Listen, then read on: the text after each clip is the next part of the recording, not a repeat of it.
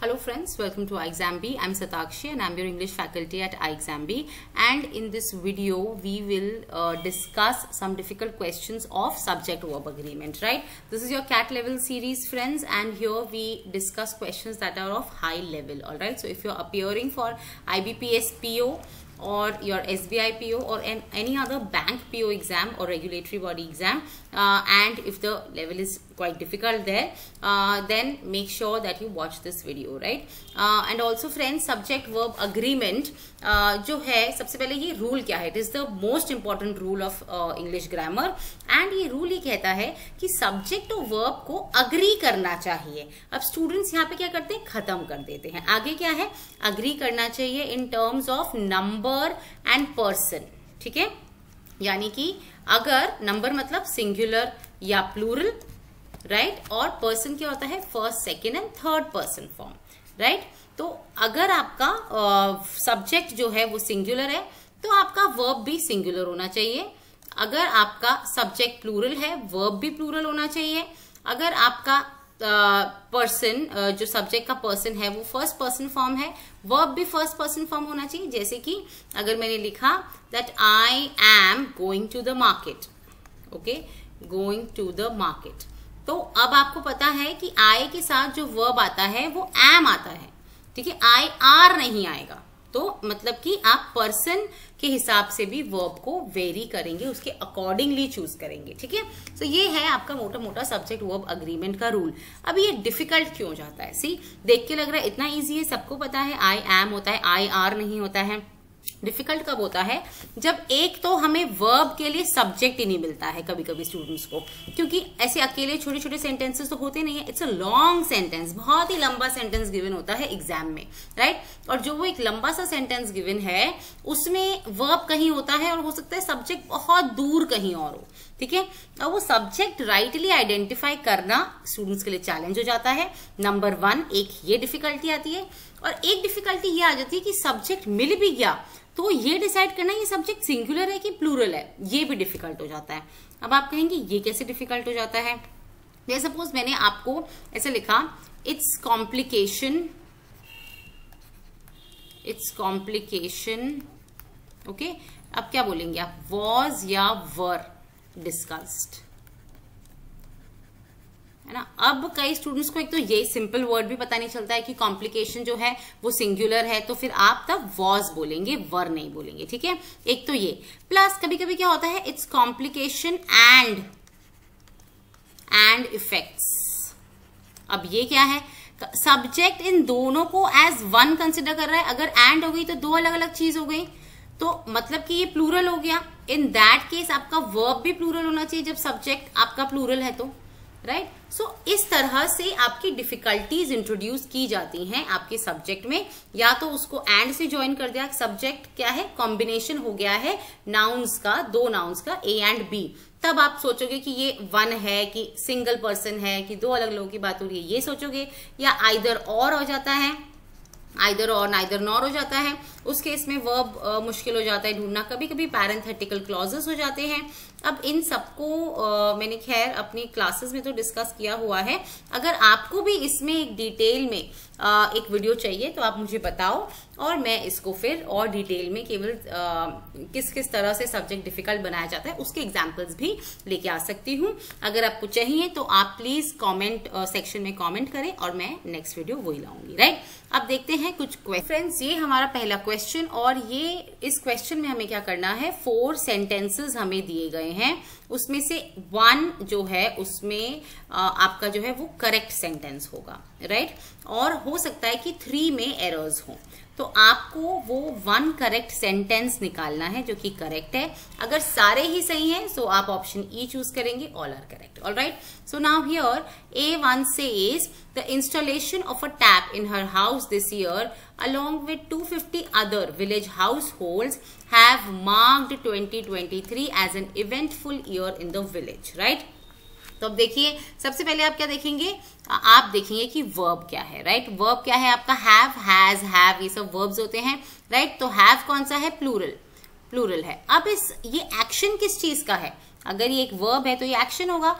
तो किस चीज ने मार्क करा है कि 2023 इवेंटफुल ईयर है विलेज में? किस चीज ने? इंस्टॉलेशन ने मार्क किया है, ठीक है, इंस्टॉलेशन ऑफ अ टैप, ठीक है। हाउस होल्ड्स ने नहीं करा है, क्योंकि इस वर्ब के पास हाउस होल्ड्स है, इससे कंफ्यूज मत हो जाना कि जो पास में है वो ही उसके लिए सब्जेक्ट है। एक्चुअली जो वर्ब अग्री करेगा वो अपने ट्रू सब्जेक्ट से करता है, चाहे उसके बीच में कुछ भी हो। ऑलराइट, सब्जेक्ट क्या है? इंस्टॉलेशन ने मार्क किया कि 2023 इवेंटफुल ईयर है विलेज में, ठीक है। तो यहाँ पे क्या आएगा? इंस्टॉलेशन सिंगुलर है तो हैव रॉन्ग है, इसको आप हैज लिखेंगे, ठीक है। आगे कह रहा है while hand pumps might seem like rudimentary contraptions, getting them to work efficiently in India's varying geological conditions have been, एक और बार have है, been a daunting challenge। अब ये आपका प्लूरल वर्ब है, हमें पता है has सिंगुलर होता है, have प्लूरल होता है। तो पर ये वर्ब जो है ये एक्शन कौन कर रहा है? क्या कंडीशंस कर रही हैं? नो, कंडीशंस नहीं कर रही हैं। क्या कर रहा है? Getting them to work efficiently. तो गेटिंग है, गेटिंग क्या है? अगेन सिंगुलर, ठीक है। तो ये क्या होगा आपका? हैज बीन, ठीक है। उनको काम पे लगाना जो है वो एक डॉन्टिंग चैलेंज हो गया है, एक बहुत बड़ा काम हो गया है, ठीक है। तो इसमें भी आपका एरर है, ये भी हमारा आंसर नहीं हो सकता।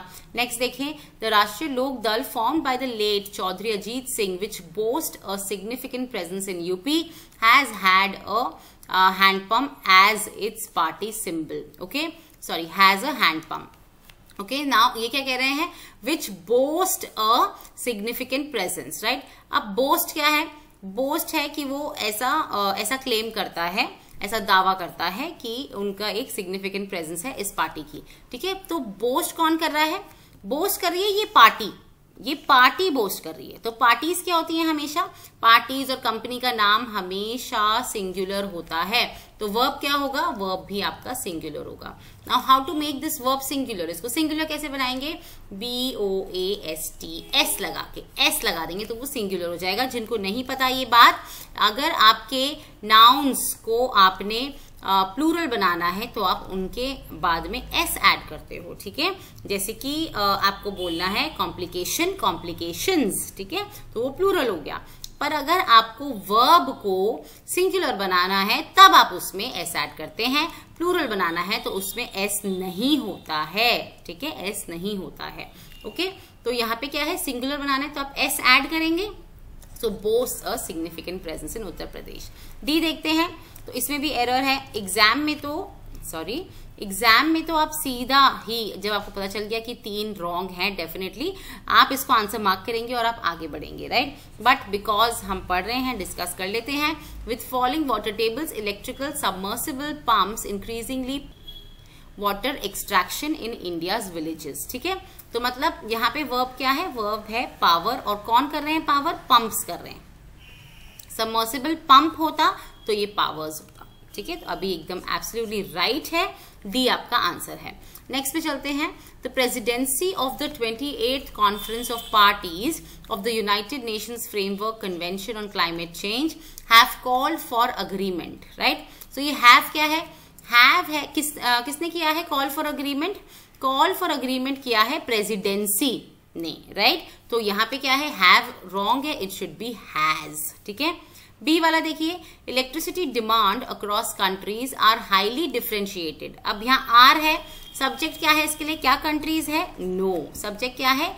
Demand, demand across countries, okay. तो ये आर रॉन्ग है, यहाँ क्या होना चाहिए? इज। डिमांड एक है, डिमांड्स नहीं लिखा है, right. So this is wrong. Action क्या कर रहा है? हो क्या रहा है? डिमांड, डिमांड से रिलेशन है इसका, ठीक है। सो इज आएगा। Next, unfortunately the COP28 call for the RE global target comes with a severe lack of transparency as to its origin, right. So ये कह रहे हैं कि call for RE global target जो है वो आया है, कम्स। अब देखो ये क्या है? कम्स किसके लिए है? कॉल, ठीक है। क्या आया है? कॉल, ठीक है। Call comes with a severe lack of, so call singular है, यहाँ पे कम्स लिखा है, सिंगुलर एस है तो मतलब सिंगुलर है, एकदम करेक्ट है। डी देखते हैं, यहाँ पे आपका आंसर क्या होगा? ऑप्शन सी, बट एग्जाम में भी हमें 100% श्योर रहना है एक्चुअली, तो भी बेटर है कि हम चारों स्टेटमेंट्स एक बार देख ही लें, ठीक है। एरर तो हम फाइंड कर ही लें एटलीस्ट, है ना। पर तीनों में एरर मिल गया तो आप फोर्थ वाला ऐसे ही मार्क कर सकते हो, right. So now it says information available on the IRENA website show that IRENA scenario so and so, आगे हमें पढ़ने की जरूरत ही नहीं, हमें एरर मिल गया है। क्या शो करता है?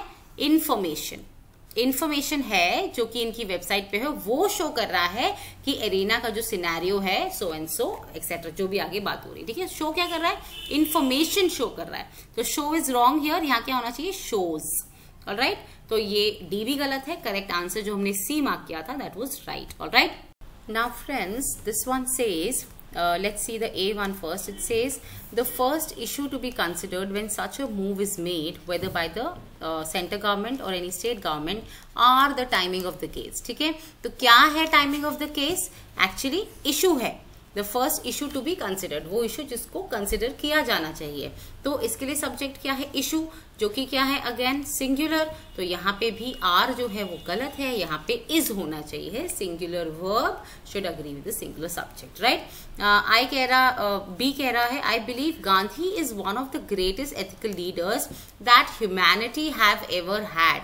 हैव क्या है? किसके लिए किसको मिला है? ह्यूमैनिटी को मिला है, ठीक है। सो हैज एवर हैड जो है वो करेक्ट यूसेज है। ऑलराइट, अब सी और डी ये दो सेंटेंसेस हैं जो कि आप खुद इसको सॉल्व करेंगे और देखेंगे कि इन दोनों में से कौन सा सेंटेंस है जिसमें एरर है, राइट। इसको सॉल्व करें and let me know the answer in the comment section below. Also friends, ये this is the next question जो कि आप पूरा खुद सॉल्व करें एज एन एक्सरसाइज, और फिर उसके बाद आप अपने जो आंसर्स है वो आप कमेंट सेक्शन में डाल सकते हैं।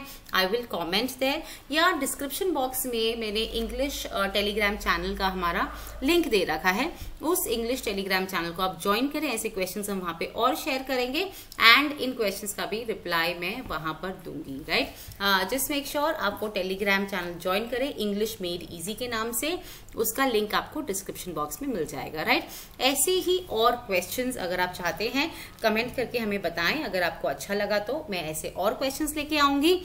This is all for this video friends. Prepare 50% faster with iExamB. हम लोग क्रिस्प कंटेंट लेके आते हैं आपके लिए, जिससे कि आपकी तैयारी जो है उसका टाइम एकदम ही 50% हो जाए, एकदम आधा हो जाए। और ऑल्सो फ्रेंड्स, अगर आप ऐसी वीडियो भी चाहते हैं जिसमें मैं आपको पूरी प्रायोरिटी बताऊं कि अगर एक सेंटेंस गिवन है आपको कैसे कैसे क्या क्या चीजें देखनी है एरर उसमें निकालने के लिए, जैसे पहले सब्जेक्ट वर्ब अग्रीमेंट देखेंगे, फिर आप प्रोनाउन एंटीसीडेंट अग्रीमेंट देखेंगे, ऐसे ऐसे क्या क्या चीजें हैं जो आपने देखना है। अगर आप चाहते हैं कि ऐसी प्रायोरिटी लिस्ट भी, उसकी वीडियो भी मैं आपके लिए लेकर आऊं, तो कमेंट सेक्शन में प्लीज बताइएगा, राइट। अगर आपने चैनल को सब्सक्राइब नहीं किया है प्लीज डू, और बेल आइकन को जरूर दबाएं सो दैट जो वीडियोस हम आपके लिए ला रहे हैं उसके नोटिफिकेशन आपको मिलते रहें।